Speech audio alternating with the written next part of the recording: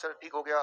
शाम के मैं आप सबके बीच में यहाँ पे स्टेज में इस मंच पे हूँ, 4 मिनट का समय दिया है, तो इस 4 मिनट में मैं 3 बातें आपको बताना चाहूंगा। अगर आप स्क्रीन को देख रहे हैं तो स्क्रीन में cure at the rate 72 hours. क्या करें कि हम फटाफट ठीक हो जाएं, खासतौर पे जो लोग आलसी है वो क्या करें।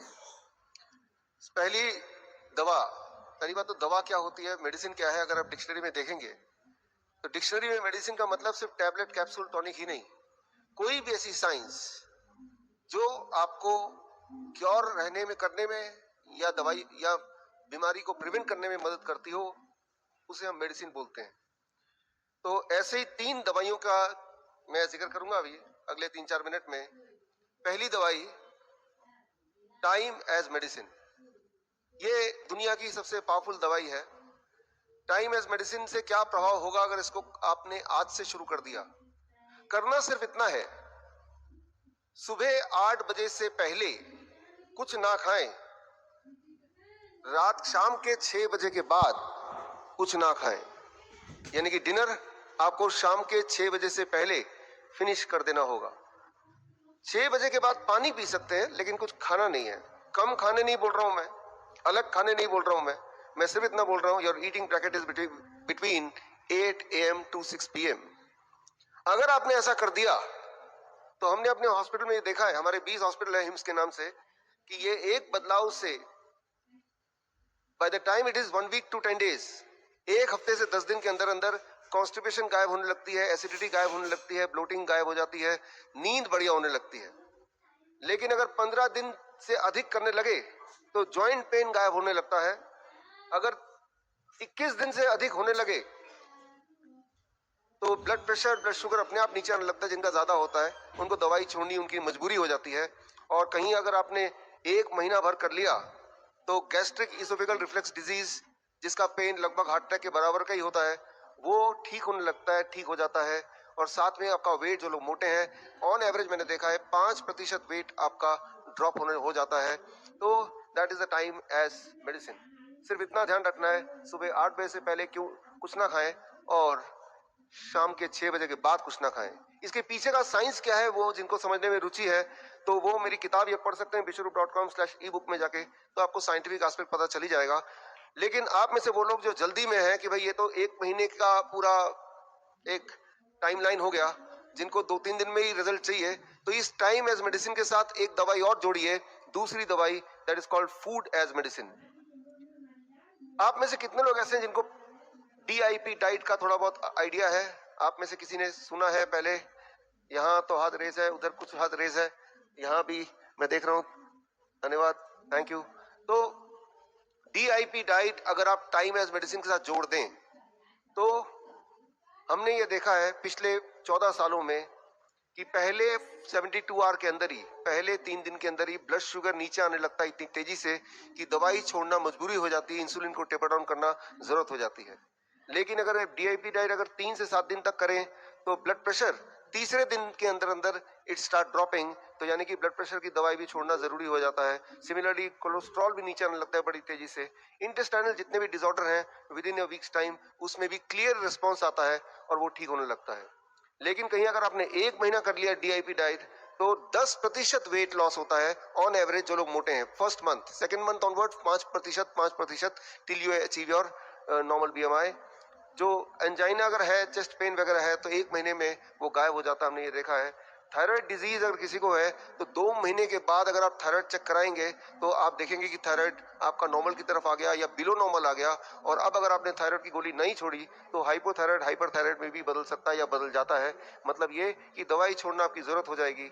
6 महीने तक कहीं कर लिया तो हमने देखा अपने पेशेंट्स में, कैंसर में उनको क्लियर इंप्रूवमेंट दिखता है, उसकी इनहेलर छूट जाता है अस्थमा के पेशेंट्स का, और बॉडी पेन गायब हो जाता है अर्थराइटिस के जो पेशेंट होते हैं।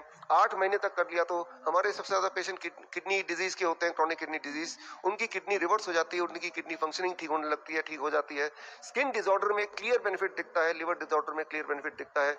3 महीने के अंदर आंखों से जुड़े हुए जितने भी, चाहे वो कैटरैक्ट हो, ग्लूकोमा हो, या आप में से कई लोगों ने चश्मा पहना है, तो इसमें वी हैव सीन कि कैटरैक्ट गायब हो गया, ग्लूकोमा ठीक हो गया, चश्मे की जरूरत बिल्कुल खत्म हो गई, ये बहुत कॉमनली हमें दिखता है। और इवन हार्ट वॉल्व के जेनेटिक डिफेक्ट में भी सिम्टोमेटिक इंप्रूवमेंट दिखते हैं if when the patient they do it between 9 months to 1 year। तो ये टाइमलाइन जो हमने इस कलेक्ट किया है हमारे हॉस्पिटल से और पिछले 14 साल के एक्सपीरियंस से, तो आपको ये दोनों दवाई जोड़नी है। लेकिन एक तीसरी दवाई कर बता के मैं इसको कंक्लूड करूंगा, जो इसके बिना जोड़े बिना थोड़ा सा अधूरा हो जाएगा। The third is DIP diet. क्या है ये बता दूं पहले। डीआईपी डाइट बड़ा सिंपल है। 12 बजे तक आपको सिर्फ फल खाना है, 3 से 4 तरह के फल अपने वेट अनुसार। मेरा वेट 70 kg है, एक और शून्य लगा दूंगा तो 700 बन जाएगा। अब मेक इट ग्राम, यानी कि 700 ग्राम कम से कम फल मुझे खाना है 12 बजे से पहले पहले। अधिक कितना भी खा सकते हैं। और कहीं अगर आप डायबिटीज के पेशेंट हैं तो जरूरी है कि मीठे फल जैसे आम है, चीकू है, अंगूर है, ये ढेर सारा खाएं। जितना ज्यादा मीठा फल खाएंगे उतनी जल्दी आपका डायबिटीज गायब हो जाएगा। ये बड़ा ही इंपॉर्टेंट है। तो आम का सीजन जब होता है तो हम 1 किलो 2 किलो आम तो खिला ही देते हैं अपने पेशेंट्स को। आप घर पे कर सकते हैं। तो 12 बजे तक कुछ और नहीं खाना है, ना रोटी, ना चपाती, ना नूडल्स एक्सेट्रा। अब लंच एंड डिनर, जब भी आप लंच के लिए बैठेंगे 2 प्लेट लेके बैठेंगे, प्लेट 1 एंड प्लेट 2। प्लेट 2 में आपको वही रखना है जो अभी तक खाते थे, रोटी सब्जी दाल चावल एक्सेट्रा, उसमें कोई कमी नहीं करनी है। लेकिन उससे पहले प्लेट 1 जैसा स्क्रीन पे देख रहे हैं, 4 तरह की कच्ची सब्जी लीजिए जो आपको लगता है कच्चा खा सकते हैं। टमाटर, खीरा, मूली, गाजर, ककड़ी, मटर, सलाद पत्ता, लाल पीली हरी शिमला मिर्च वगैरह वगैरह, जो आपको लगता है आप कच्चा खा सकते हैं या फिर स्टीम करके खा सकते हैं।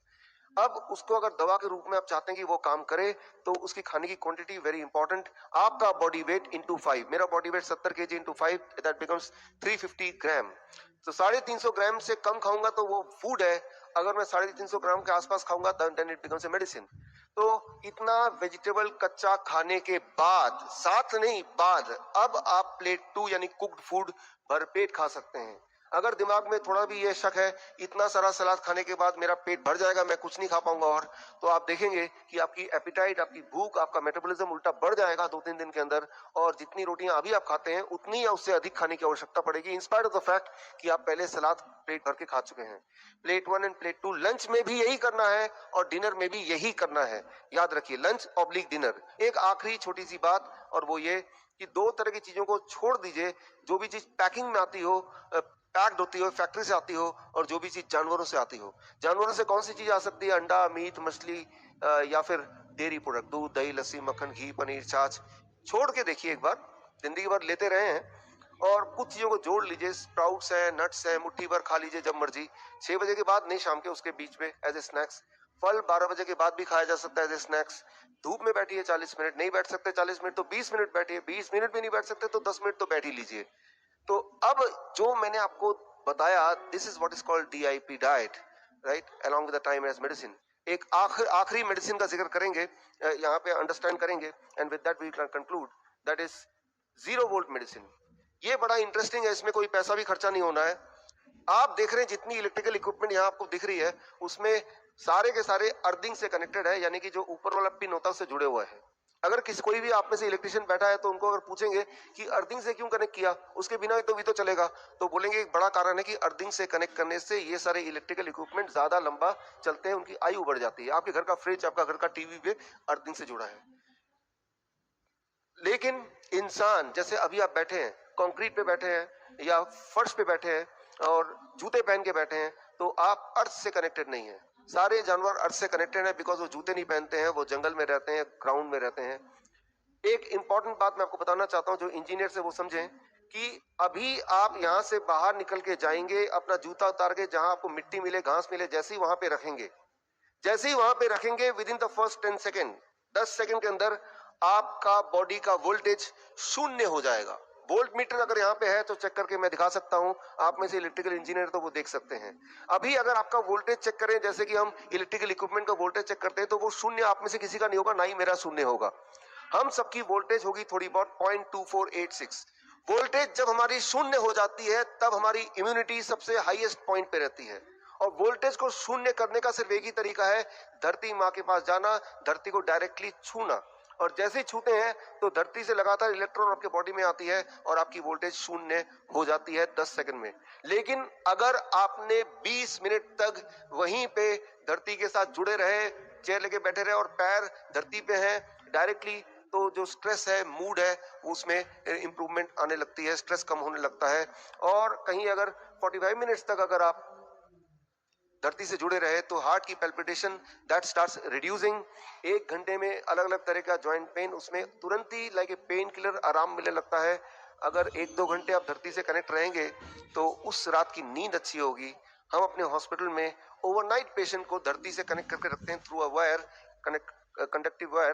तो उनकी हीलिंग फास्ट होती है। हीलिंग फास्ट आपकी तभी हो सकती है जब आपकी इम्यूनिटी पीक पे हो। इम्यूनिटी पीक पे होने के लिए आपकी बॉडी की वोल्टेज शून्य होनी चाहिए। वो तभी पॉसिबल है जब आप डायरेक्टली धरती से कनेक्टेड हैं।